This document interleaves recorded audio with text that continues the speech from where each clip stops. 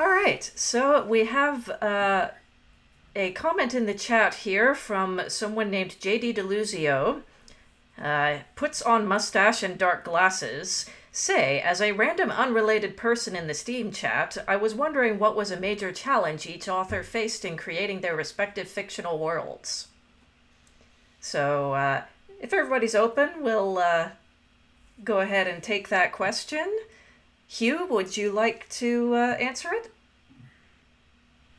Getting the release dates of different movies and record albums straight in my nostalgic future was, was quite a challenge. I actually had to enlist the help of a nephew who was a DJ who knew these things better than me Wow. to do a lot of that. So yeah, I was. But there, I'm sure I made mistakes, but I'm just sort of saying, At some point, you yeah, just gotta go, okay, that's enough. We were that's talking it. about Done. this in The our, story. yeah, we were talking about this in our panel on research last night. Um, Simon, what was uh, what was a major Uh, challenge that you faced in creating your world? Keeping everything straight in my head. There's a lot of characters in my book, and a lot of things that have to happen. And there was at least one thing I forgot to write in the first draft. So it's sort of, yeah. I don't take a lot of notes, so it's sort of, it really is a lot of memory, going by memory a lot of times. And yeah, that's basically all I got. Just goes to show, as Stephen said last night, there's no wrong way to write a book. Stephen, would you like to answer? Major challenge I had was just trying to keep all the. I use a few really super advanced science, but I wanted it to dovetail with something that was at least plausible. So working out those plausibilities was quite a bit of a challenge. It meant studying a lot of very disparate areas. Thank you. Arlene, how about you? Well, my book takes place, well, there are actually four different plot threads, and they take place in 1967, 1998. Damani is a time hopper, um, 2003 and 2019. And I was weaving and interweaving those plots, and I had to find a way to weave them all together in a way that made sense. And it wasn't the easiest thing in the world to organize, but I think I did a pretty good job.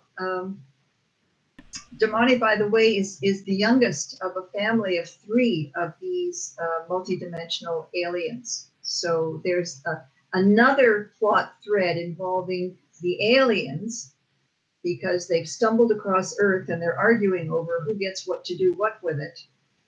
So that's a plot thread that goes through the story as well. But it was a challenge to make sure that the transitions weren't going to be jarring, that there was something to integrate each segment in with the other segments at each end. So yeah, that was my challenge. Well, I will definitely second that. Obviously, I think you did a marvelous job of weaving everything together, and really looking forward to getting that book out in a couple of months. Victoria. Thank you. Like Arlene, my book takes place, or like part of Arlene's, mine takes place in 2003. And so the hardest part for me was actually avoiding anachronisms, because 2003 is just far enough that you can remember it, but it kind of starts to blur together with other later happenings. My first draft had well, the scene with the raccoons, I refer to them as trash pandas, because that's something that we all call them, and I wrote that in the draft and I completely forgot about it. And it was when I was going through getting it ready for beta readers, I realized, like, I don't think we called them trash pandas in 2003. And so I actually spent an afternoon trying to come up for the first cited use of the term trash panda, which I tracked back as far as a Tumblr post in 2010, and I'm going to call it there, and I had to take it out. But there was a few other things like that, and just going through and sorting out what actually happened in 2003 versus what I remember happening in 2007 was definitely the trickiest part. Thank you. JD, this strange person who seems to share your name in the chat, would like to know what major challenge you faced in creating your fictional worlds. I suppose the interesting thing about Live Nude Aliens is because it's a compilation, there's 11 stories, and 3 of them share a world, and 2 of them share a world, and the rest are in their own world. But the piece I was reading from tonight is set in the 1971 that existed in the reality where aliens landed openly in 1953. So I think the difficult thing of the background was trying to figure out what would likely change or might likely change directly because aliens landed. What would change or could change just because it's now a different timeline and different random things would happen. Robert Kennedy doesn't get assassinated in this version of reality, so he's president of the United States. And what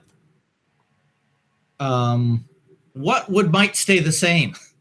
What might happen anyway, even though the timeline is radically different? The Beatles and Hendrix are still a thing in the alternate timeline, and Hendrix didn't die. So trying to sort that out and making sense of what plausibly would happen. I mean, I took out a whole song for the same reason that Trash Pandas was taken out of your book. I realized that song didn't exist till the late 50s. And it seems like too much that exact song might have been recorded, even though no one's probably going to call me on that. On the other hand, I had to stumble over,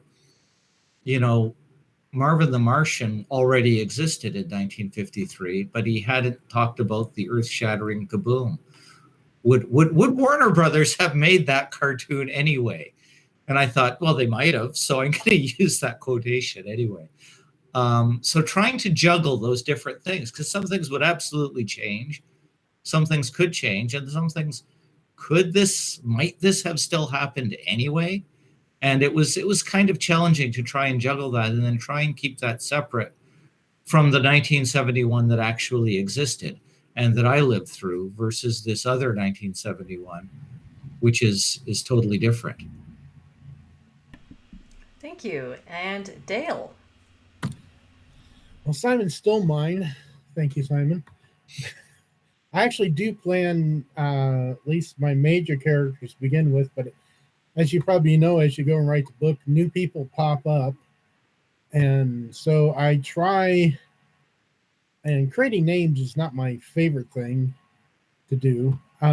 So I try to give them names starting with different letters of the alphabet so I don't accidentally reuse names or names that are just like the other names. But I think I need to use some kind of software that lets me put notes in the margins that tell me who's who, because I can get quite a few people inside a book and it can get quite confusing to try to keep track of them all. I've had a list of like 30 people before in a book, and memory does not do well enough to remember them all. Thank you. Was there anybody I missed? Anybody wanted to add anything else to that? You mean besides pleasing the editor? Yes. Can I ask people, it's just a one-word answer, quick question, just out of curiosity. What's the average amount you guys write in hour, day, whatever increment you want to put it at? I'm just curious. Sure. Who wants to start that one? We have to keep it to one word. Well, I mean, you 12. don't have to, but I just, Depends. if you just want to give a number, that's fine. Depends. Well, That's your one word. Depends. Well, Yeah, I set a goal for myself of 1,000 words a day, and because of the way I write, my left and right brain have reached a truce, and so I'm able to draft and edit at pretty much the same time. So what I produce at the end of the day is not first draft, but second draft material. So 1,000 words a day. That's my quota. I'm pretty close to Arlene. If I'm writing slowly, I'll do about 1,000 words a day, and I'll sort of edit. I'll edit the previous days and then sort of go into the next day. So it's a fairly clean draft at the end, unless it's nano, in which case I try to do 2,500 words a day, Monday to Friday. So it depends. Hugh, would you like to elaborate on your answer a little? Depends. No, well, when I'm hot, I'm hot. When I'm not, I'm not. So I can go. I have a bit of a dry spell right now, but I'm not worried about it because something's percolating in there, and then a lot will come out. I don't quantify it. I am definitely a believer in unfettered first drafts. They're written in longhand. I don't proof them or correct them very much. I just get them out there, and then I fight with it later. So in some ways, it doesn't really make a lot of sense to quantify it, So it's some days it's a lot, and some days it's hardly any. So I'm sorry, Dale. Well, I think that's a fair answer. You're fine. Yeah. Yeah, I've never counted. I mean, I look at when I produce something, and sometimes that takes forever. And I have some stories where, really a few days I had the complete piece. It obviously might have needed editing and such, and other things that have taken forever. Yeah. I don't actually, plus, with work and other things, as we all have, you have periods, at least I do, where I'm writing like crazy, and then other periods where I'm really not producing much of anything. Yes, I And think like my IQ and my wasteland, there's some things I don't want to quantify. I would like to just quantify Arlene's answer, if I may, that Arlene is retired, so she is writing full time. So don't feel bad if you can't reach her level of of production. Simon, did you want to weigh in on this? Never enough, basically. I don't keep count. I handwrite my first draft, so I don't actually don't actually know how many words I write a day. Well, I aim to fill at least 2 pages, hopefully more, and then I'm happy, I guess. Hats off for that. For me personally, I mean, it's always different depending on which book I'm working on. When I was working on the first draft of my latest book last year, I made it a goal to write. I wanted to write a 120,000 word manuscript in 2020. So that meant I only needed to reach 10,000 words per day, or per month. Only.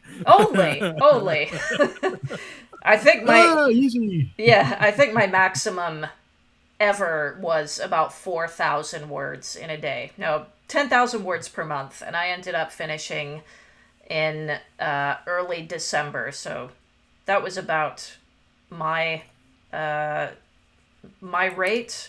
And like Hugh, I just spat it all out, and dealing with the editing now. So of course, now I get to curse past me for her sloppiness, but. Anyway, there you have it. Did I miss anyone? Anybody have anything else to add? I just want to say that you are one of the best editors I've ever had the pleasure of working with. Oh, thank you very much. I'll second that. I strive my best, and I'm really glad to hear. I just love all these books, and I want them to be as beautiful and polished as they can be. And I love doing this. So thank you all for entrusting me with your work, and thank you all for coming out here tonight. This has been great. Yeah, thank you very much. I hope everybody enjoyed all the readings. and have a great night.